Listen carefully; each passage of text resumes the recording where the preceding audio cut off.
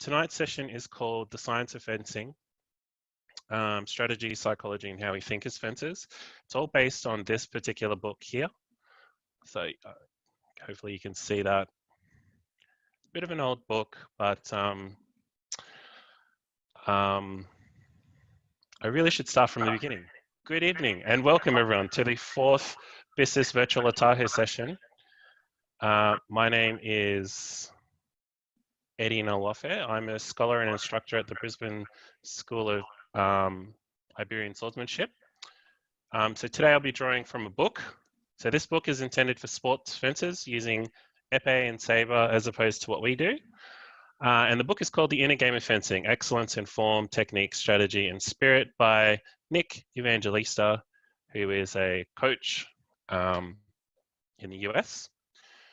And was actually recommended to me by our former head of school for Shooter, Henry Walker. So what I wanted to do tonight is I'd like to start off by contrasting my title, which is a term that he uses called the science of fencing, with the more commonly known English expression for LVD, which is, whoops, sorry. I'm sharing the wrong thing. Thanks for pointing that out. There we go. Is that better? Not looking at my notes. Thank you for pointing that out, Lois. Yeah,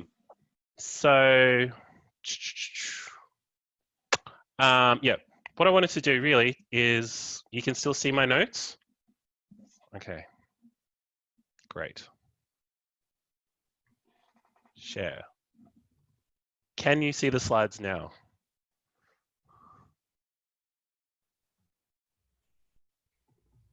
Yes. Thank you. Great. Now, back to my notes. I'd like to start off by contrasting my title with a common English expression for LVD, which is true skill, true art. And I wanted you to think about whether you found any similarities between the philosophy, advice that I'm exploring here tonight.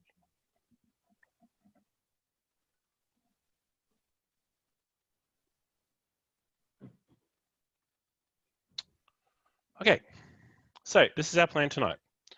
Roughly, this will be 30, 45-minute session. I'm going to define some of the concepts to help guide our session and explore some of the advice that Evangelista gives, and also use some of the breakout sessions. So you'll see 2 breakout sessions at the end there, focusing on emotion, anger and fear, and also discouragement. Think of these as quite maybe common things that we generally come across as fencers, or certainly something that I've come across. And I'll have some guiding questions to shape the discussion in those sessions, but I also want it to be quite free-ranging as well. Really, tonight is about getting you to think, to use... tonight is really to get you to think about your fencing game in isolation. So that's an intended pun. And I want you to use Nick's frame of reference, or rather your fencing art, if we bring it back to LVD terminology as well. So think about how you think about fencing, basically. Pull it apart, and I'm going to give you a bit of a frame in which you may be able to explore that. I think there is a lot of value in pausing and reevaluating concepts and truths that we hold on to, and how they either benefit or hinder our fencing art. So we'll move on to the next slide.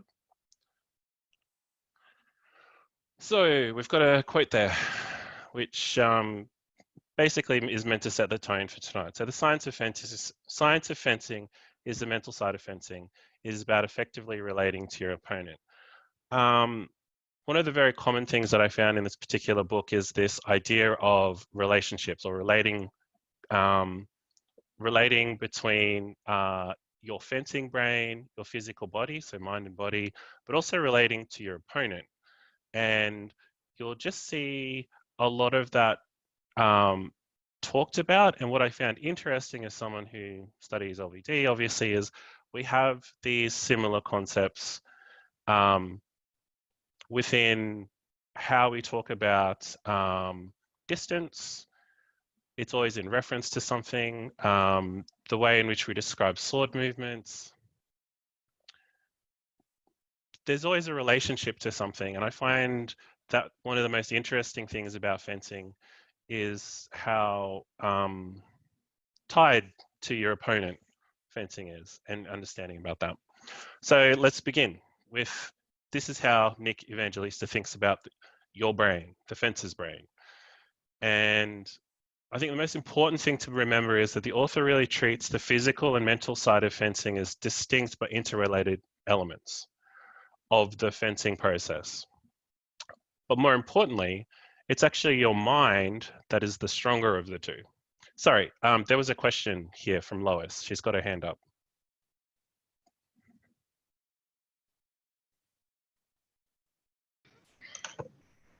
I've just unmuted you. Did you have a comment, No, Lois? the hand was up so that I could let you know that your notes were showing instead of your slideshow. Okay, are my notes still showing? No, you are Okay. fine now. You're Okay, great. Thank you very much. All right, I'll continue. Thank you, Lois. So I wanted to really get back to really make that point again. Mind and body. Mind is stronger of the two. So let's move on to the next slide. What is the fencer's brain? He really kind of, again, I'm repeating myself, but the science of fencing is the mental side of fencing. So you may have heard of fencing being referred to as mental chess, mental 3D chess, or chess in like a 3D space. You hear that a lot from Olympic fencers. Again, it's about what your opponent is doing, figuring out the other person, and his argument is that your art or fencing is a logical, it's practical, and it's a strategic application of the principles in which you learn whatever system that you use. So what I wanted to underscore before we moved on was knowing the fundamentals of your fencing is critical, because it gets you away from, it sort of narrows your decision tree. So if you remember back to the puck decision tree about, is there a sword coming? What should I do with it? Put an Atajo on it. You know, it's about that. It's about giving you an array of options, or as Sean and others have said, it's about having a toolbox in which you get to pull things out and use in about. So this is how he thinks about the fencer's brain. And then, so he has this really hot take, which is fencing a science? So I'll just lay out what he actually says in his book. So he argues that, like any scientific discipline, fencing actions are based on universal principles. That can be problematic, in my opinion, employed to reproduce recognizable and reliable results. That bit I can agree with. Employed to reproduce recognizable and reliable results. So he goes on to argue that if you employ a particular mindset, which I'm calling like the scientific method of fencing, I guess, you can basically, the idea is that you are meant to think in really kind of abstract terms, and you take all of these elements that are happening, you know, you kind of analyze what's happening, and then it's your job to kind of create something that's clear and cohesive picture. And for me, when I think about these terms about art or doing something well, like doing a martial art really well, you do associate a kind of, you inscribe a certain level of beauty when it's done well. And I think everyone has had that moment when they've watched other people pull something off, whether that's in a bout or just free play, where you kind of go, shit, that looked really cool. Like that was impressive. So the idea is that you fashion, your approach is really, your opponent is central to your approach and how you plan things. And so we move from defining the fencer's brain in the abstract now to the more practical aspect, which is thinking about strategy. And he says that good fencers kind of go beyond, I just want to hit the other guy, right? The idea is that you mold your approach to fit the opponent in front of you, and your strategy must be varied and flexible. This is really not rocket science. This is probably stuff you've all heard before, but I think it's stuff that can get lost when you get caught up in your own mental assessment of how you're doing. So to that end, he suggests 4 questions which you yourself can take when you enter the ring. And they're very straightforward. And this is what I like to call his scientific method. It's a framework to get you out of an obsession with performance and perfection, which is something I certainly struggle with, and you might struggle with it as well. So he says, these are the 4 things that you should be kind of assessing as you're facing your opponent. What is my opponent doing? How's my opponent doing it? What can I do that will work against my opponent? Now that I've figured out what I was going to do against my opponent, can I do what I thought of doing? What I like about this particular set of questions is, as I mentioned, if you let it, it can shift you from being focused on what didn't go correctly to being more like a scientist, like treating everything like bits of data and observing, adapting, and not being critical about the actual results. It's more about just observing and taking in as much visual information and kind of assessing that in your head from this kind of scientific approach or scientific way of thinking about what's happening in front of you. Which leads us to this quote, which kind of sums it up. If your action doesn't work, your strategy might not be faulty,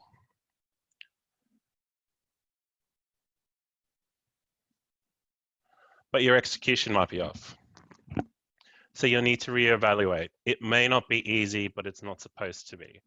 So again, like I mentioned before, what I find useful about thinking these 4 questions and this idea of that you're slipping into a fencing method of observing is it can stop you from being obsessed with what's happened, what didn't go wrong, what didn't go right, and then making a kind of capacity judgment on it. Because like you said, your strategy might actually be sound.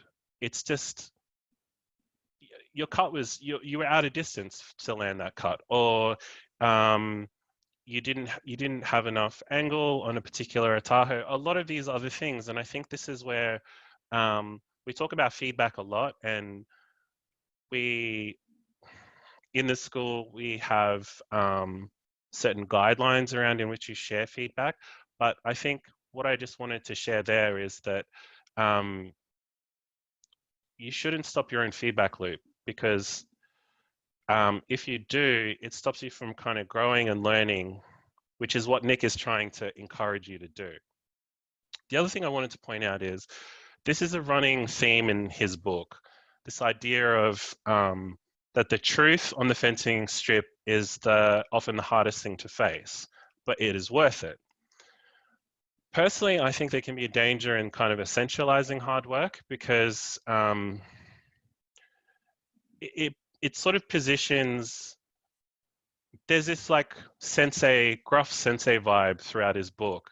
And that is certainly not the philosophy that we have at BISIS. We don't have that kind of all-knowing kind of sensei, and that in some ways doesn't even really vibe with how we think about LVD itself. The idea is learn the principles, you apply them, and you adapt them.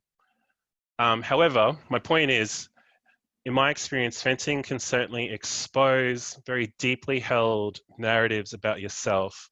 For some people, it doesn't. For me personally, it did.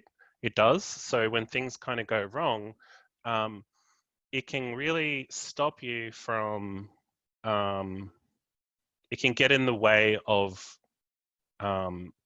what's happening and relating to your opponent. It becomes like a block. And so that's why emotion is something that we're going to cover later in the talk, but I wanted to make, the point I really wanted to make is that being intentional in how you approach fencing can change how you view your ability. So we'll circle back to this relationship about mind and body. So what I'm suggesting is with those 4 questions, it may give you a framework that allows you to stop the self-critical loop. So let's explore brain and body and the way in which Nick thinks about the 2 things, mind and body. So in one of the chapters called The Fencer's Brain, Nick lays out the reasons for honing your mind. He argues that your physical nature will only take you so far, and even says that how we adapt fencing principles, they change based on the fencer.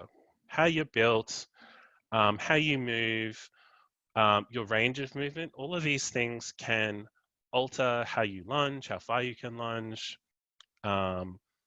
cuts, distance, so many things.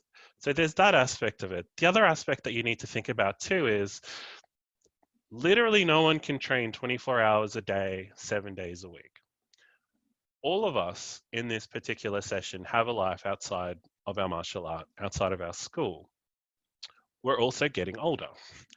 These are all things that are kind of inevitable. And yeah, Chris Lee said, except Chris Godwin. Yeah, sure.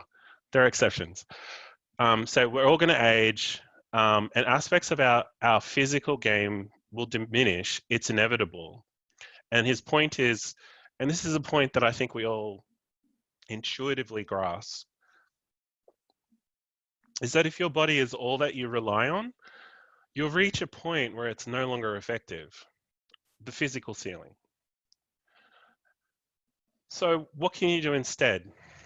If you focus on your brain, the fencing brain, that can grow as you get older because that accumulates more knowledge, more data. You know, if we're thinking about the scientific method, you face more opponents, which is critical because if fencing is about how you relate to the opponent in front of you, then it's critical that you really have a big sample size. And so there's a potential in focusing on developing your fencing brain to kind of continue adding new dimensions to your fencing game. And he says that, you know, the things that can improve as you age is that your timing can get better, your strategy can get better, your use of distance can sharpen, your actions can become more economical because you have done the hard yards in terms of understanding why it is, like what is the reasoning behind a particular action? Like why do you take an Atajo? Why do we have generals? How do they work? And Nick refers to this as the legacy of the fencer's brain. And he advocates for really focusing quite a lot of your effort on this particular aspect of your fencing game. So let's bring all this stuff together. We've discussed a lot of stuff at the present. So I just want to kind of bring it all back to framing your fencing game. So this is really about you. So when we pull all this stuff together, I want you to start kind of a dialogue in your head. As soon as you step out in front of someone, think about those 4 questions that we went through and really kind of study your opponent. So in the book, he's pretty adamant that everything that you do against your opponent should be done to produce a result. And if you're doing something for no reason, stop doing it. And if you're doing something that isn't getting the result that you want, you need to find out why. So it really kind of narrows your there's almost no room for being self-critical in that way. It's just sort of like, are you doing that for a reason? No, stop doing it. If there was a reason behind what you're doing and it's not working, why is it not working? So to be effective and efficient, you have to make the most of your time and energy, is his advice. And he says this is all part of the process of fencing, which will translate into the physical part of fencing. So I did want to note here. Yep, so Lois has just added, it's like fencing mindfulness. Don't judge or attach emotion, just observe. Yes. However, when he wrote this book, it was a long time ago, and he does use a lot of these terms. Like, I have a really good, my next slide will show you the term that I'm thinking about. But I think when he was using the term mindful, like being mindful of your fencing, it doesn't have the kind of attachment of definitions that we have now. So back to my point, what I wanted to note here is that idea of, not just throwing out a cut because you're just doing something for some sake. Have some reasoning, have some thought behind it. But I wanted to avoid, I wanted to delineate between doing something for no reason and what he calls intuitive fencing. And he says that there is a point in which you can develop which comes with a lot of time and experience and a mastery of the fundamentals, where you can step out and you're just kind of in that mindset, and you've already switched over to this kind of like observing and reacting. And so there's a difference between that and just doing something for the sake of doing something. So before I moved on with everything, I just wanted you all to just kind of take a few moments to reflect on the stuff that we've covered, and just make a note somewhere mentally, paper in front of you on your computer, about any of your reactions. You may think a lot of this is complete bullshit. You may think that you've heard it all before. Maybe you found it useful. I think it's important, if we're applying the scientific method of fencing, to note those reactions and then think about why you might think that way. So keep it as intel for you, because you are now a science project, according to Nick. And before we moved on, I just wanted to invite people, if you wanted to unmute yourselves and kind of share anything that was interesting, or just jump in the chat and kind of, share anything that stood out for you. Please comment on anything that we've covered so far before we move on to the next kind of bit.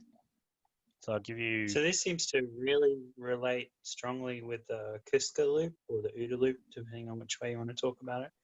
The know, see, choose, act. And so the intuitive fencing that you were talking about there would be when you shortcut that between the know, you know what's going on, and you act in the pre-programmed methods.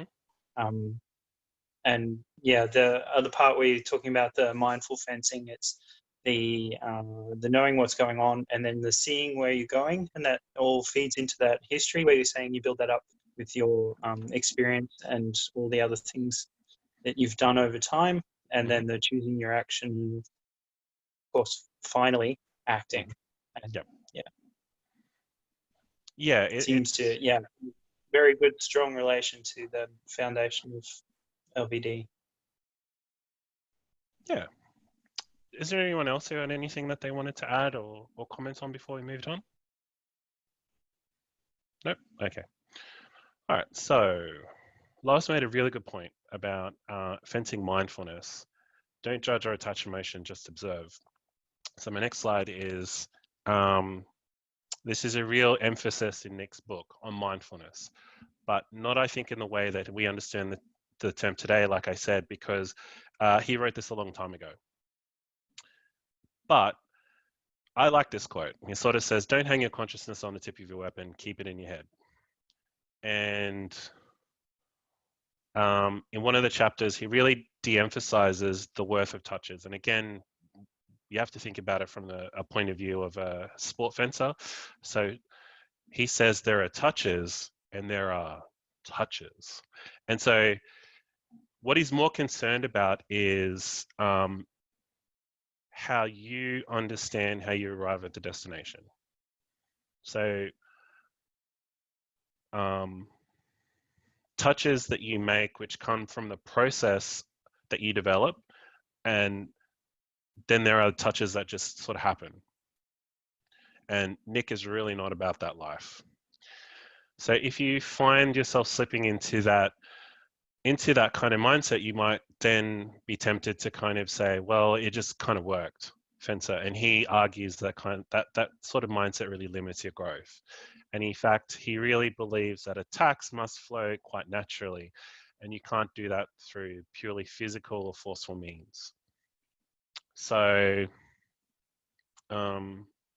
his whole philosophy, or the way that he trains his particular students, is really getting them to think in this way, really getting a hold of their form, their fencing form, and the touches become byproducts of good fencing.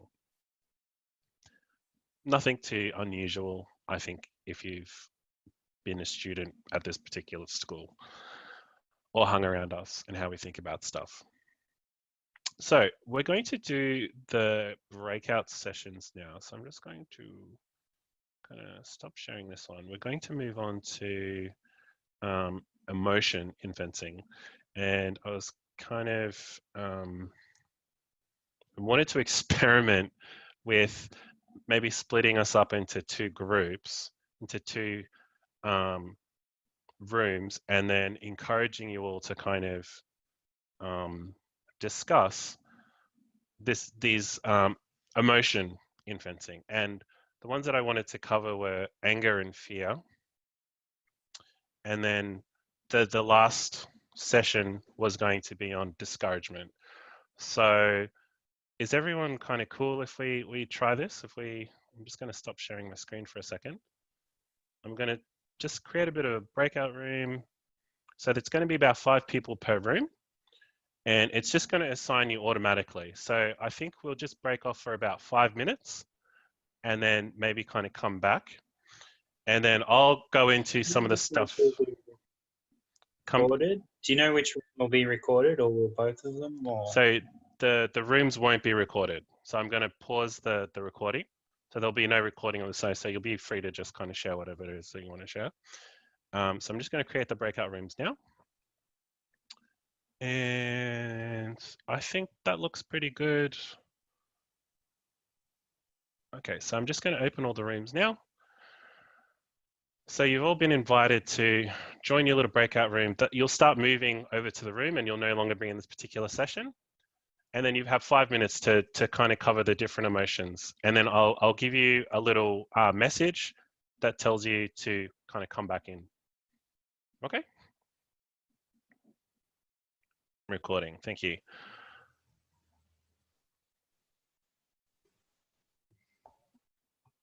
Okay, cool. Can everyone see the anger slide up there? Yep. Yep, great. Yep. Oh, whoops. Well, that's happened. Oh, Lois is not seeing a slide. Okay. Julian's getting anger. Let's see what's going on here. New share. Sometimes I get your mountain landscape, and sometimes I get anger. It kind of flips between the two. Oh, okay. So it literally was just a slide that just has the word anger on it. And so to go back to just what Nick kind of says, he reckons anger is the biggest emotional hurdle in fencing, which is a pretty big call.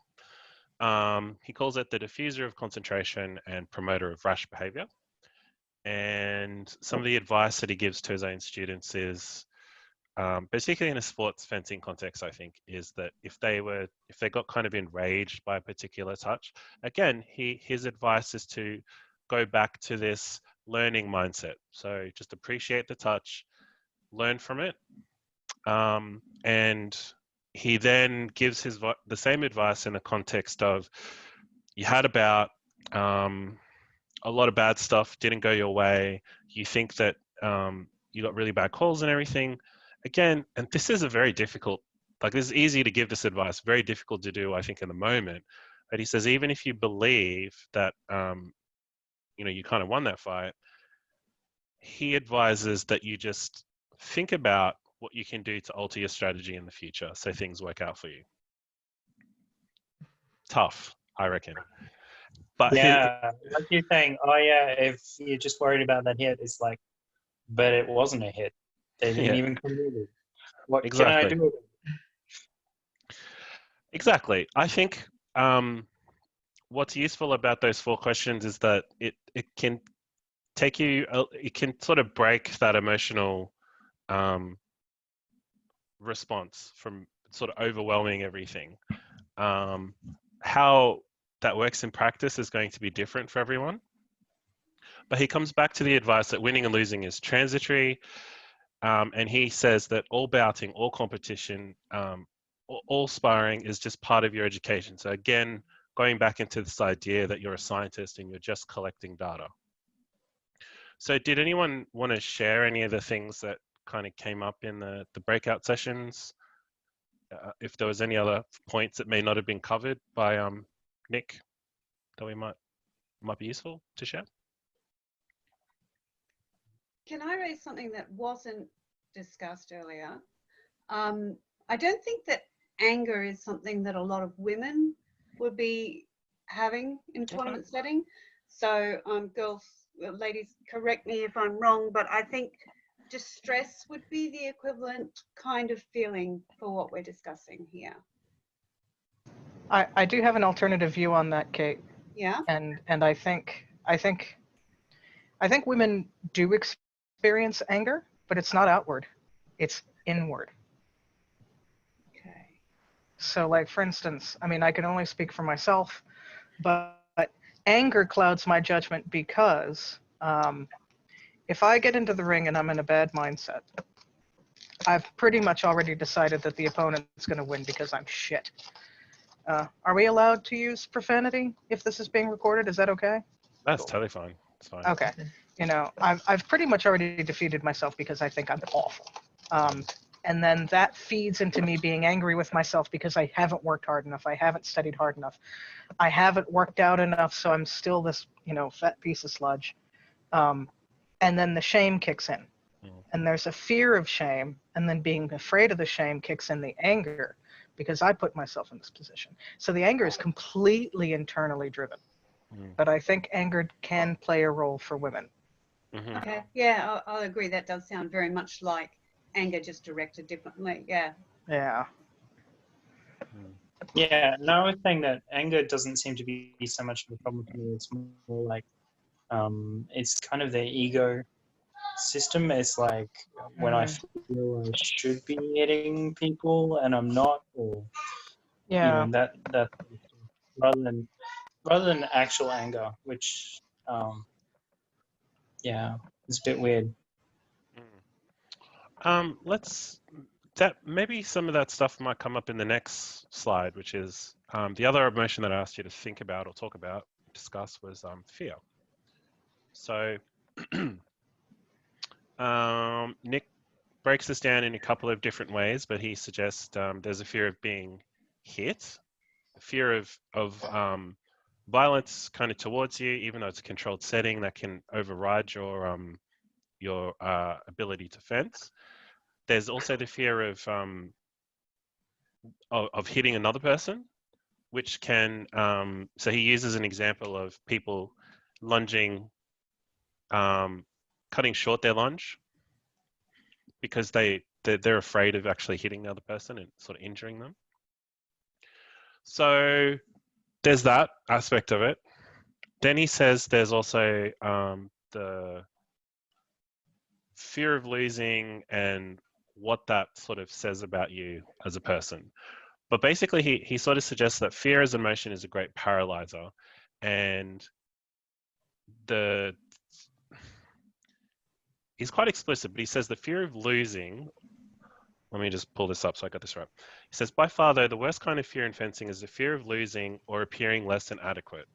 So we are taught from an early age that winning is good and losing is bad. The stigma is a strong one, and the implication being that if we lose, we ourselves are somehow of inferior stock. Unfortunately for this type of fencer, there is always a winner and a loser. Even in loose free play, when no one keeps score, this fencer hangs on every action as though his or her life depends on it. On the fencing strip, if this feeling gets the better of a fencer, the results can be disastrous. So rather than fencing the game learned, a fearful fencer often hesitates or holds back altogether. The other aspect too that we've kind of came up a little bit in our discussion already is that the fear of losing can be so overpowering that some fencers do their best to avoid the test of skill at all costs. So I've known fencers who abstain from all official competitions, even at their school, and fence only with rank beginners to assure themselves of losing as little as possible.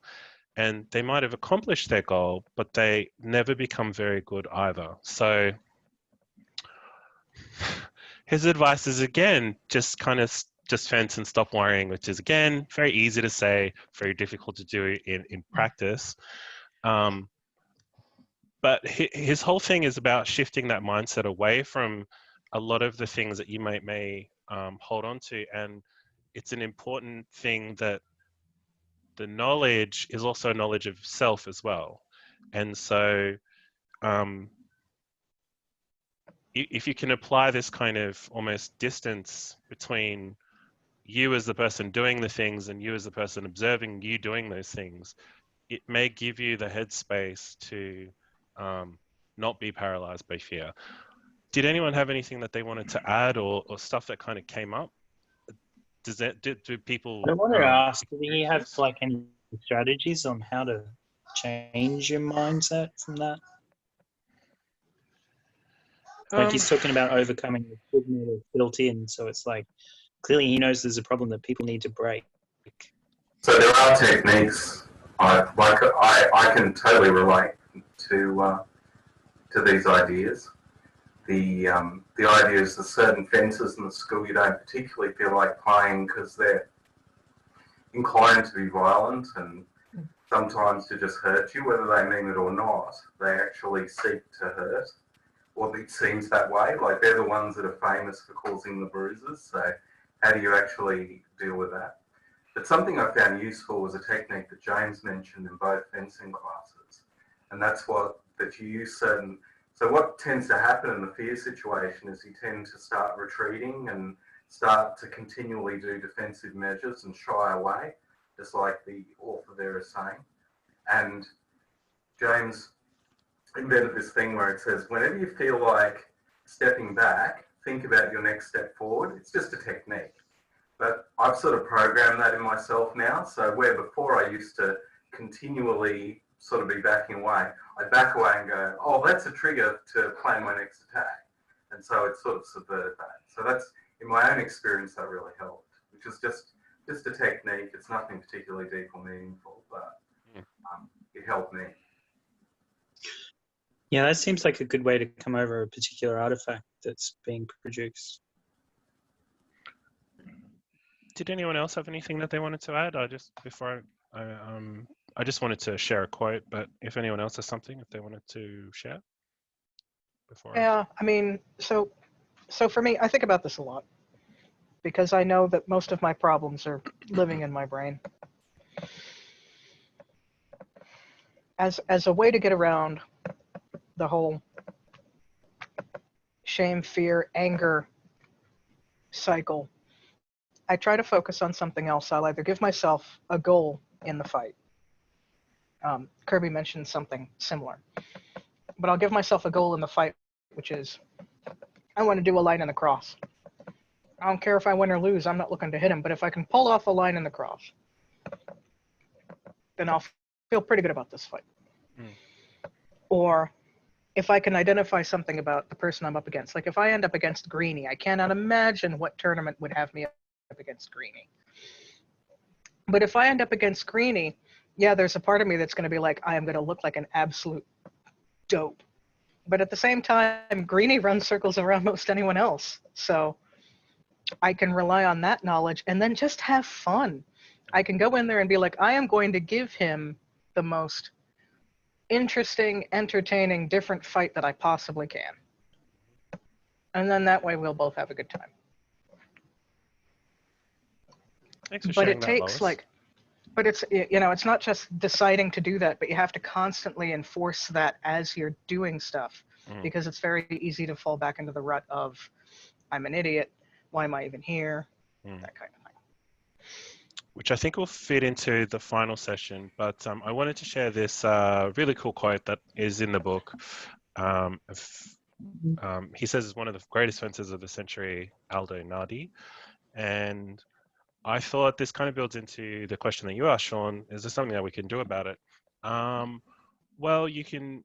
He sort of suggests here that you can make your adversary kind of play to your strengths.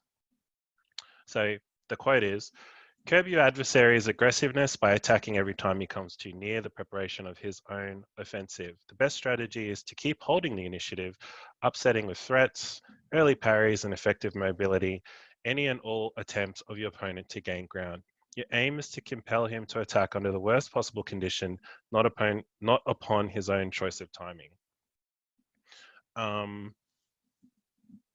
I read that, I thought that was just like really cool, and it sort of resonated with a lot of stuff that we already talked about anyway, with stuff that Puck said, stuff that's kind of come out from lessons that we've done at BISIS. But I think there's the kind of the how do you deal with it, just talking to yourself, and then how do you deal with it when you have an opponent in front of you. So there's probably a range of strategies that we've already kind of covered that other people may want to try when they get that opportunity to do some more fencing. Were there any other comments or anything before we moved on to the very last session? I find that one that you were just talking about there, I kind of initially feel that it's not like related to emotion, because it's like not emotion management, it's good practical advice. It's like, I know working with Chris in one of the earlier sessions, one of the things that really stuck with me was like, understand your opponent's fencing style and what they want, and almost give it to them, so that you're constantly frustrating them. So you're like feeding cues that look like what they're after until they get too annoyed, and then they just take a cue that's not actually there. So that and that ties back into the actually this is about emotion. It's about using my opponent's emotions against them. It's like build that frustration in your opponent, which kind of interesting. It's like double directed. I was thinking about your quote as well, and I agree. One thing I like to do is, if someone initially is very aggressive and they're sort of coming at you and so forth, I do like to retreat and pretend that I'm as tired, or give them what they want, as Sean is saying, do defences and so forth, and look like you're just overcome by their awesomeness. Conserve your energy, and then do the most massive attack ever in the way that you're saying, Eddie, and then it totally cause them to regress. And the usual reaction after that is usually they're extremely cautious after that. And it's sort of, they are put off, just like the quote says. Okay. Some really good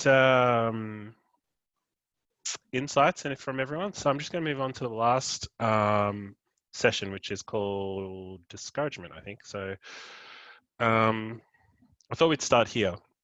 In fencing, discouragement comes with the territory. Not very positive kind of words. What I wanted to do is take this particular quote and just pull it apart in your breakout rooms. I'm going to start those breakout rooms again. So let me get sorted here. Do we get different people this time? Is it a random allocation? Yes, I can. Yay, all the people. Let's see if I can.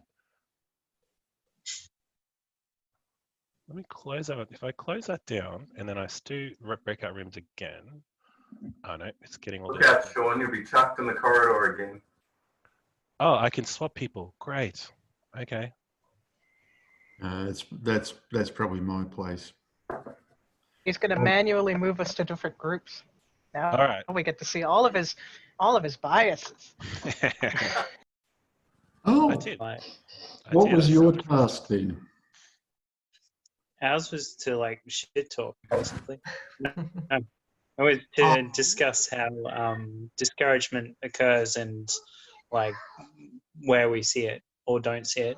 We had a few differences, like some of the things that Jacob finds very discouraging is like, oh no, that's my reason for fencing. But then there's also that point where, it just flips over and becomes discouraging. And Gillian was saying, which I thought was really cool, that he doesn't become discouraged as long as everyone's having a good time. Or, so as long as everyone's enjoying the fight, it doesn't actually, losing doesn't become discouraging, which is kind of cool. And I was just thinking on that one too. It's like, sure, losing the fight means that maybe you're not having a great time, but it also means the opponent's probably doing exactly what they mean to and actually putting together the things and making good fencing progress. So they're probably having a very good time.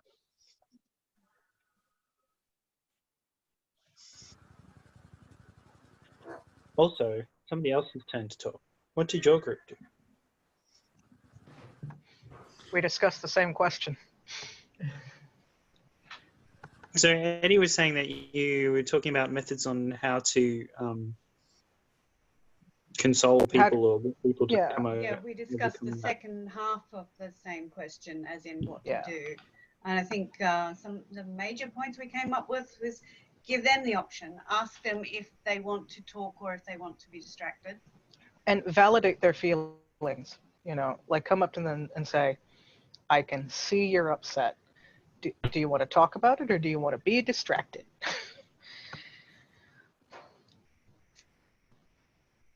Those were the main. Do we have anything else? Major? And PowerPoint is frustrating. I feel your pain, Eddie.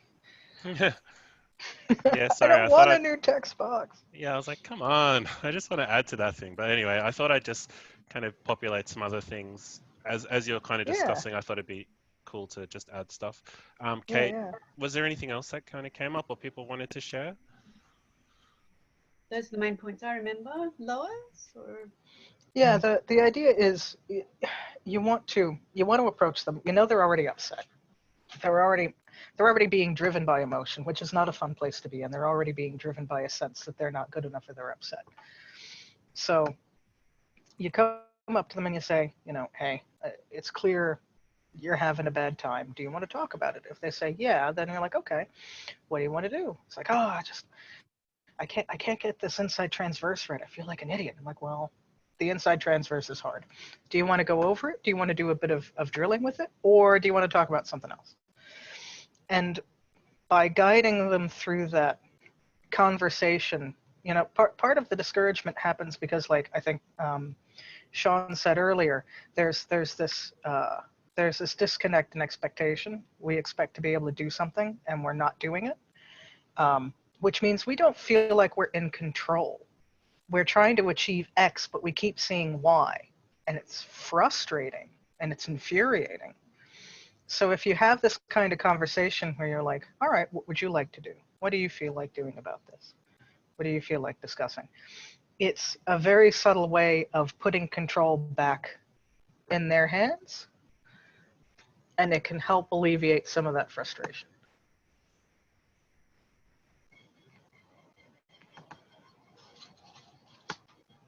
Has anyone had if they want to share, obviously, has anyone had an experience where that somebody's approached them in that way, and did they find it useful?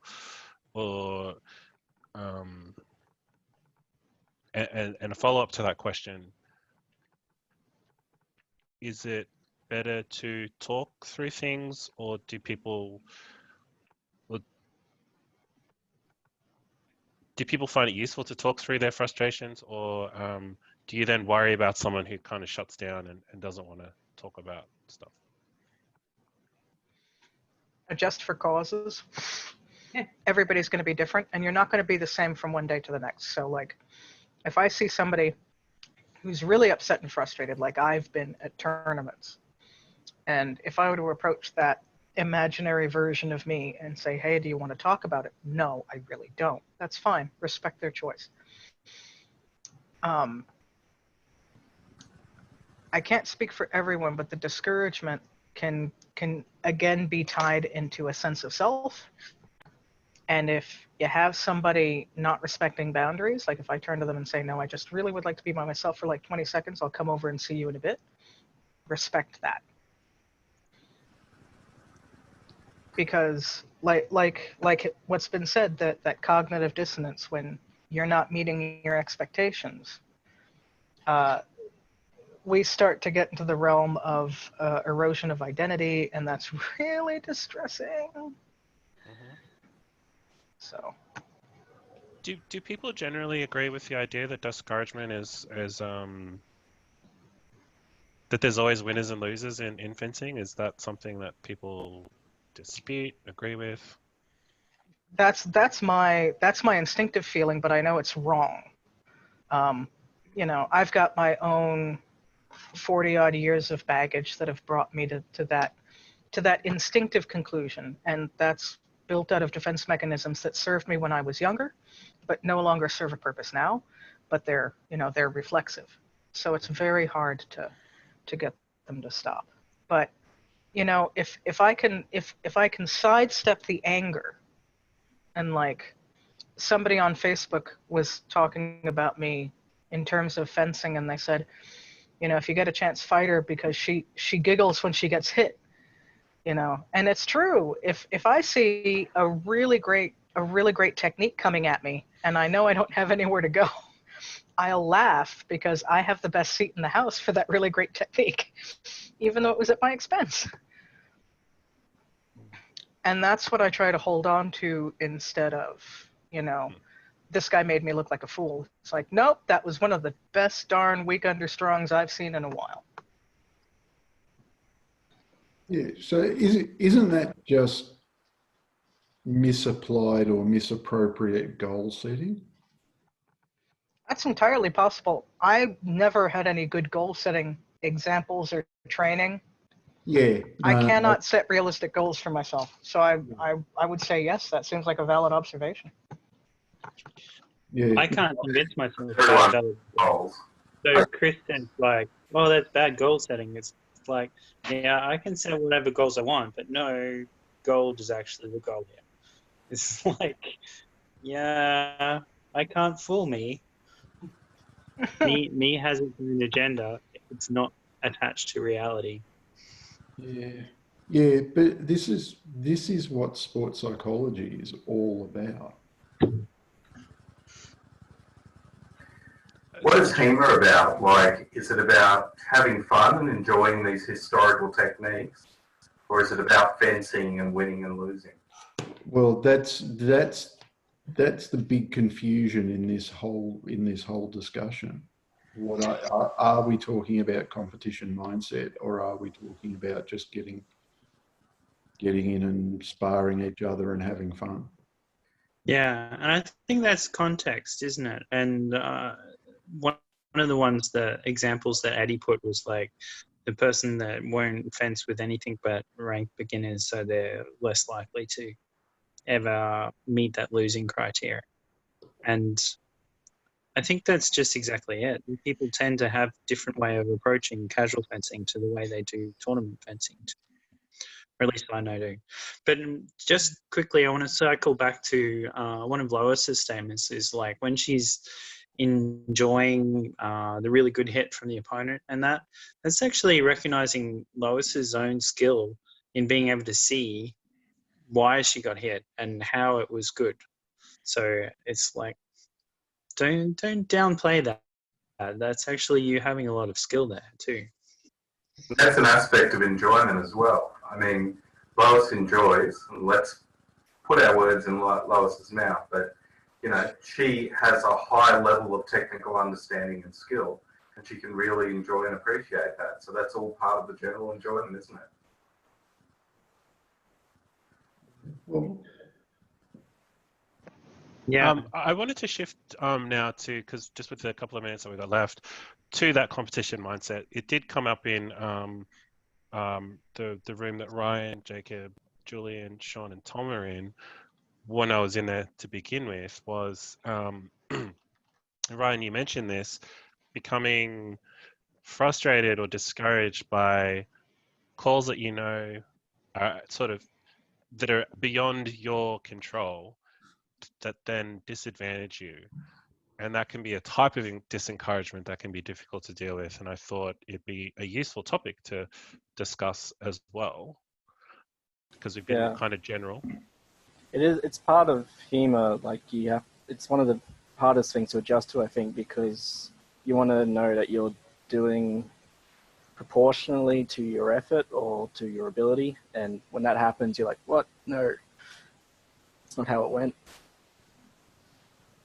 So do you find that affects your enjoyment and then discourages you from to keep on going with competitions, or to stop and give up fencing, like that kind of level of discouragement? I think if my goals were purely tournament focused, yeah, it could take someone out of the game, but that's just not my main objective. But it is something that's uncomfortable.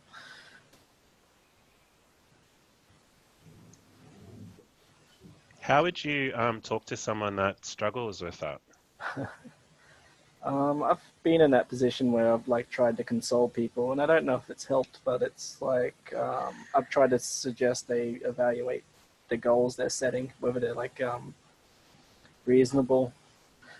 So it's don't put everything on it, and just know that it can not go your way, and everyone has to deal with bad judging, for example. Maybe solidarity. Mm-hmm. Yeah, It becomes the old-fashioned value of sportsmanship again, doesn't it? The graceful defeat. Yeah, and I think Ryan's right. With the bad call thing, is the solidarity that seems to, I've seen have the greatest effect on people and change it down. It's suddenly, oh no, the judges aren't just picking on this one person. It's just they suck. It's yeah, and I've certainly I've seen a few cases where I'm cornering for people, and that kind of solidarity relation, recalling of other bad calls within close context in that same sort of thing is really ramped down the obvious anger I can see in the person that I'm cornering for. So I think that's worked well for me in the past. Mm-hmm.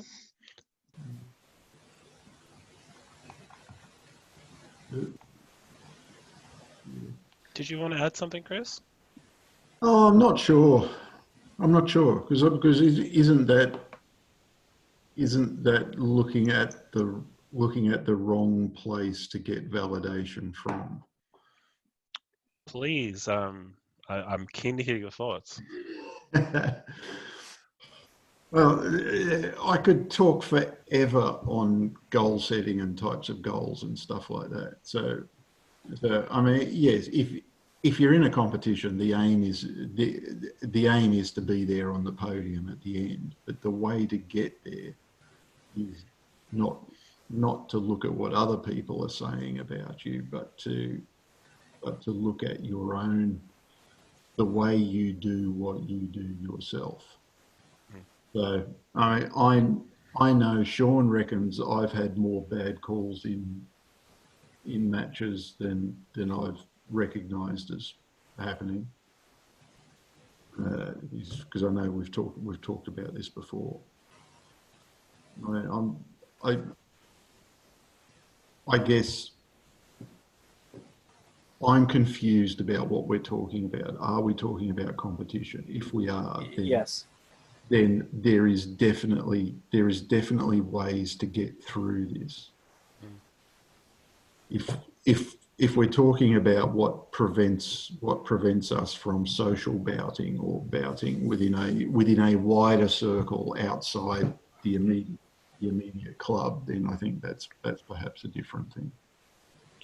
I just think that I have seen in some fences that it has actually affected their social bouting, and I've seen them get really frustrated with the competition and just kind of walk away. So we don't have to kind of go through that now, but maybe it's a good topic for another time. Well, I mean, as I said in the first group, while I admit I'm trying to actually get a handle on what we're talking about, I was that person. I stopped competition for a large number of years and just reffed because I psyched myself out before I'd step into the ring. I think you bring up a good point, though. I mean, a lot of this discussion is about how we deal with it in tournaments and how it prevents us from tournaments and that. And I think that's just because, like, for me, that's certainly the only time it affects me. Social bouting, not at all. But I know certainly when we're talking about student retention and dealing with, like, trying to keep the student body active and involved, you very clearly can see some people who are turning up to classes and that, but they're not willing to fence or join in and play, or they say they are and they're really keen, but then when it actually comes time to do the fencing, they're like, not. And I think that's that sort of emotional fear of performance and that affecting their social time as well. So it'd be interesting, like, I can't relate to that. So it'd be interesting if anybody else can, like, what is it that we can do to help those people? It's totally me. Like, that's half the reason I don't show up early on Saturdays, because I have to psych myself into going. Because I'm so ashamed of how shitty I believe my fencing is. That I literally have to be like, no, come on, you're going to be with friends, it'll be fine, it'll be good, just go. And that's why I don't fence all that much when I'm in the park, because I just don't want to face the humiliation of my own crappiness. Not everyone is like me. Not everyone has my problem. And I'm not entirely sure that there's anything systematic that could be done to prevent that. You know, I just know that, you know, for me, I just have to get over that bump. And then usually when I get out there and I fence, as long as I'm not too hung up on I have to win, or, you know, I'm a complete fraud and why am I even teaching and translating in the first place? As long as I'm not in that mindset, I'll get over it and I'll have a good time. So what are some of the techniques you use to psych yourself up? Do you have anything? Is it something that we could maybe like do to psych myself up? Just, yeah, so you know, said, like, reassuring yourself that it's going to be friends and they're not going to be judging you. Or... Yeah, the big thing is the non-judging. It's just like, it's just making sure, because, you know, we've all had our you know, bad experiences and whatnot, but I've had enough formative events in my life where people said they weren't judging me, and then they did. And then all of a sudden, receiving affection was conditional.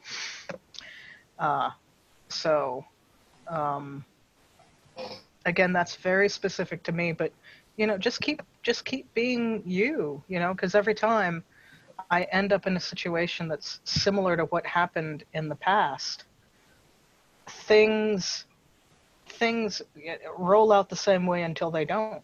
You know, they roll out the same way until I don't get judged, I don't get punished, I don't get given the silent treatment.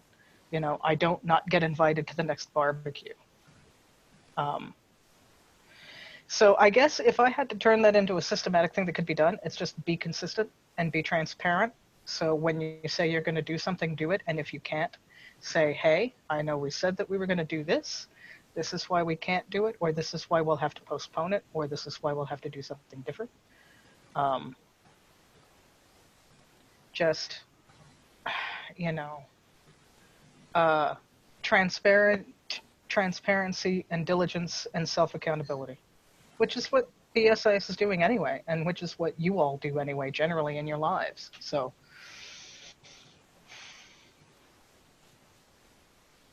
I'm not sure about BSIS, but in Brisbane Swords we have a lot of new people. Yeah, it was something I wanted to say to Sean's comment about new people and retention. Go ahead. Like as a new person, I remember the day where I was like, yeah, I want to get ready to do fighting and do masked combat. And I talked to Kate about it as we were doing the cards and stuff as soon as I got to class. But then after the lessons, I'm like, okay, I have to approach someone and go, how do I put on a mask and stuff?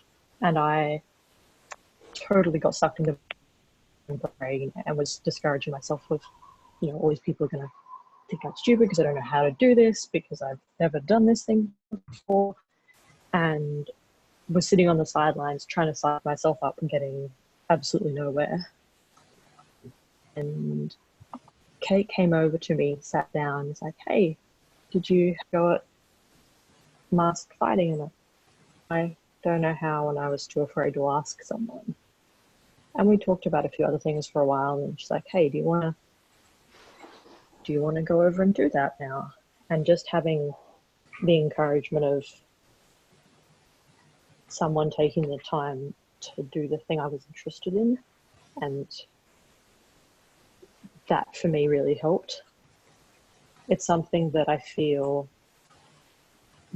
doing that first little social bout after class is the hardest, because you feel like so many people are watching and really everyone stands around talking to each other. They notice, yes, people are fencing in the middle, but they're not staring at you in a negative way. But you have to realize that for yourself, and sometimes that's hard. Oh, that was great. Thanks for sharing, Kobe. I just wanted to go back to Julian because he had something to share as well about his own school. So in my school, so it was actually to Kirby's point, only from the other side. For myself, I'm always watching the beginners. There's a lot of beginners who come in on the longsword side, and I'm always thinking, how long are they going to last? And it's about emotional experience. How are they having a good time? Aren't they having a good time? And that point you made about the fencing at the end, most of the beginners don't do it. So as soon as they announce, some free play at the end, you can see the beginners all getting ready to run. So I would rather play against experienced fencers, but making the effort to actually go and talk to the beginners and say, hey, do you want to try some stuff out? It's amazing the effect that it has. I mean, I had one of them after doing some free play for the first time for them. I said, oh, do you think you'll keep on with this? And he goes, yeah, definitely. Whereas before, you could see that they felt all awkward and uncomfortable. And I didn't think that they felt that way. I just thought it would be nice to see if they could do a bit of free play. It was actually a father and son. I thought they always tended to keep together, and I thought they didn't want to actually work with anyone else, but they did. So it turns out. But I see that over and over. So for more experienced people, it's more fun to play against more experienced people, but taking the time to work with the beginners strengthens the school, and you'll have people come back, which I think is as social media manager for Brisbane Swords, I feel that it's part of my responsibility to make the effort during the class to always make beginners feel welcome. And that last part with the sparring is, I think, crucial. And although it can be a bit painful sometimes, and you'd rather play against someone more experienced, you need to actually play against the beginners and get ready for their movie-style slashes at you and so forth, and defend those appropriately. And that's the only way you get more experienced people. They start somewhere. So, start with the beginners, and they'll be the more experienced. I'm going to say I do quite enjoy fencing the beginners, perhaps because I'm instructing them as well. It's so cool when they pull off something. It's great seeing people pull things off for the first time ever, and seeing the fun that they have with stuff. I really enjoy it. Yeah, I get that too. I think I've got far too much of Scott McDonald in me. but, which probably doesn't come across really well for anyone who's not Vanguard, because that's his thing. My thing is I love what I do, and I want everyone else to love it as well. Yeah, that's Sean's position too. Yeah. So getting people to do the thing, whatever the thing is, that's vital, and they want to do it. That's why they summon the courage to front up in the first place. They want to do it. I think there's a lot to be said in that, at least in Australian HEMA, people who come to us, or even Brisbane HEMA, people who come to us have had previous experiences with dojos and McDojos, and we very purposely don't operate that way, at least some of us. So there, that's a different kind of disconnect of expectation. Oh yeah, long edge is definitely a McDojo. I've got no illusion. I just wanted to ask Kate and also Chris, because you shared the same satisfaction with helping people grow in their fencing and seeing them develop a enthusiasm for it. Does that help with your own discouragement when you have that kind of those memories, I guess, or something to a purpose outside of? Nah. Nah. No, for me, I've developed a very specific competition process. So, and yeah, it's probably. Whoa! Ah, your audio went horrible. Maybe Chris needs a new mic too. The thing that helps most with my own discouragement is reminding myself how good the fences are that I'm fencing. So appreciate. Yeah. Come to Saturday morning, I fence these people that I've been fencing since they first picked up a sword, and I have to remind myself sometimes that they're not novices anymore. And yeah, actually they're really good. And then evil Kate comes out. She tries. That's really the trap too. It's like, am I on mute? No, good. No, I can hear you. It's like, if you're judging yourself on other people, they're changing too. So you're like, oh, why aren't I getting any better? It's like, no, you're getting better. They're also getting better. Unfortunately. Yeah. Yeah, sometimes. For some people, unfortunately. Actually, I did have a point. I do hesitate sometimes in fighting young people. Well, newish students. Just because I sometimes am uncomfortable with like how well I'm doing and how well I'm showing, representing kind of what the school is teaching in a way. So sometimes I try to just do drilling with them, but in terms of sparring, I'm a bit more hesitant to do more of that, because I don't think I'm a good representation. A bit, yeah. That makes I understand that that's in your head. Yeah. Nobody else. Yeah. Is Okay. No. I'm like, I may be showing the wrong things to them, and I don't want to be. If there's anybody here who's conscientious about technique, Jess. I tend to use the techniques we've learned during the night. So it's something they're familiar with anyway.